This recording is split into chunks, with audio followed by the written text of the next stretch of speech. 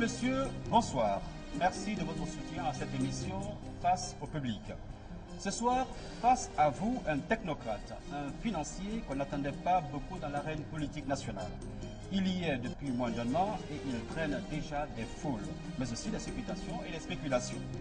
C'est que Ibrahima Kassory Fofana a été peut-être le grand argentier du pays le plus puissant de ces 20 dernières années. Sa gestion de la chose publique n'a donc laissé personne indifférent. Ce soir, nous allons tenter de comprendre la teneur de certaines supputations, mais aussi les ambitions de Ibrahima Kassory Fofana pour le pays. Monsieur le Président, bonsoir. Bonsoir. Voilà, merci d'être sur ce plateau. Alors, Monsieur le Président, lors de votre retour à votre descente d'avion, vous avez déclaré que vous souhaitez des audits, c'est-à-dire des enquêtes approfondies sur l'ensemble des candidats à la magistrature suprême. Venant de vous, certains ont été surpris de ces déclarations. Est-ce que vous comprenez leur étonnement? Je voudrais d'abord dire bonsoir aux téléspectateurs et vous remercier pour l'opportunité qui m'est donnée de parler à mes compatriotes à travers votre émission. Pour revenir à votre question, c'est vrai, j'ai mis au centre des préoccupations de mon combat politique la question de la gouvernance. Parce que ce pays, il est ce qu'il est. Il est devenu ce qu'il est devenu parce qu'il a été mal géré. Il est important, donc le problème guinéen est d'abord politique. Il est important, si nous voulons que demain le pays change, il est important que ceux qui prétendent à la magistrature suprême soient irréprochables. La démocratie exige aussi la transparence, que les gens soient jugés non pas en fonction des rumeurs, mais en fonction des faits objectifs, d'où la nécessité des audits. Il me semble que les Guinéens devraient juger les différents candidats à travers ce qu'ils sont, ce qu'ils ont fait, et non pas à travers les rumeurs. D'où la nécessité des audits, d'où l'idée qu'il faut partir d'une vérité. D'ailleurs, si vous avez remarqué ma période pré-campagne dans cette élection, je l'ai mise sous le signe de la vérité pour construire l'avenir. Il est indispensable que la vérité soit établie sur les candidats, sur les faits, si ce pays veut connaître un bon départ. Est-ce que vous comprenez que les gens soient étonnés parce que cette déclaration, cette volonté vient de vous? Je ne comprends pas pourquoi les gens seraient étonnés. Au contraire. Non, parce que lorsqu'en 2000, vous avez été limogé du gouvernement du général Lansana Conté, il y a eu des rumeurs, il y a eu des supputations qui disaient que vous êtes l'un des prédateurs de ce pays, que vous avez réussi à refaire votre vie aux États-Unis avec l'argent public. Écoutez, la charge de la preuve appartient à ceux qui disent cela. Mais en attendant, je vais vous dire des choses. Comme je l'ai dit tantôt, je suis le seul dans ce pays à avoir fait une lutte acharnée contre la corruption avec des résultats. J'ai conduit des cadres devant la justice. J'ai conduit les agents économiques devant la justice. J'ai recouvré des fonds publics. Et pour votre information, quand j'étais ministre sans portefeuille, chargé des grands projets, je ne gérais pas mon budget. J'ai donné l'entièreté de la responsabilité de la gestion financière de la boîte à mon adjoint. Ancien Premier ministre, aujourd'hui dans la course.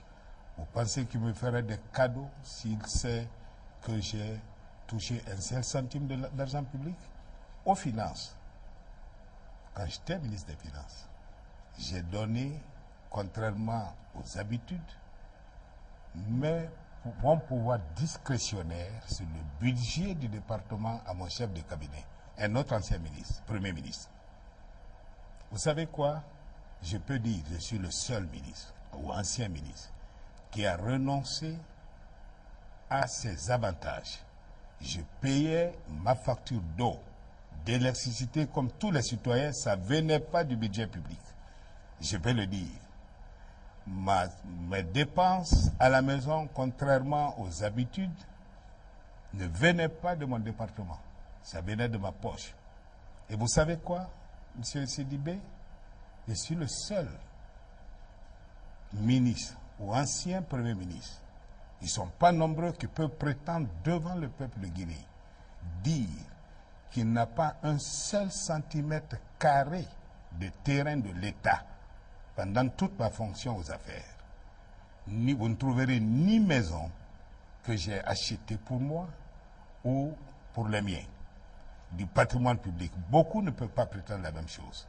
Vous ne trouverez aucun terrain public que j'ai acheté pour moi ou pour les miens.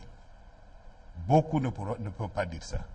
Alors, ceux qui prétendent, après mon départ du pays, après que j'ai fait ce que j'ai fait pour lutter contre la corruption, ceux qui prétendent que j'ai des choses, ils ont des choses à me reprocher, la charge de la preuve leur revient. Je suis totalement relax.